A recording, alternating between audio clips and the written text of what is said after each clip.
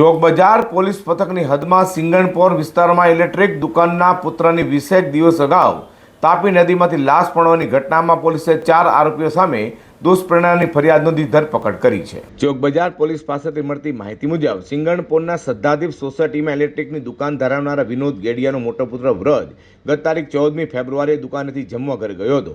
જોકે પરત ન આવતા દુકાનમાં કામ કરતા કર્મચારીએ વતન ગયેલા વિનોદ ગેડિયાને જાણ કરી હતી કે વ્રજ દુકાને આવ્યો નથી। જેથી વિનોદે તરત જ વ્રજને ફોન કર્યો હતો, પરંતુ ફોન બંધ હતો અને બીજા દિવસે વતનથી પરત આવ્યા ત્યારે પણ વ્રજ ઘરે ન હતો। જેથી ચોંકી ઉઠ્યા હતા અને વ્રજના ગુમ થવા અંગે કતારગામ પોલીસમાં જાણવાજોગ ફરિયાદ કરી હતી।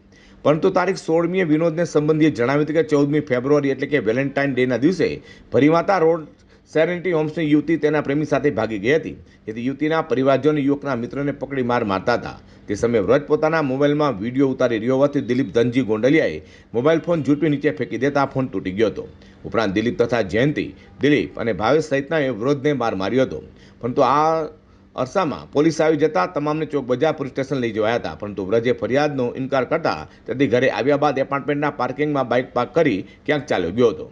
ત્યારબાદ જહાંગીરપુરા નજીક સંજયનગર પાસે તાપી નદીમાંથી તેની લાશ મળી આવતા પોલીસે તપાસ હાથ ધરી હતી। જેમાં ચોક બજાર પોલીસે વ્રજ ગેડિયાને ધમકાવનારા 4 આરોપીઓ જયંતિ ગોંડલિયા, દિલીપ જીવરાજ પીપલિયા, દિલીપ ધનજી ગોંડલિયા સહિત 4 સામે ગુનો નોંધી તેઓની ધરપકડ કરી તેઓ વિરુદ્ધ કાયદેસરની કાર્યવાહી હાથ ધરી છે।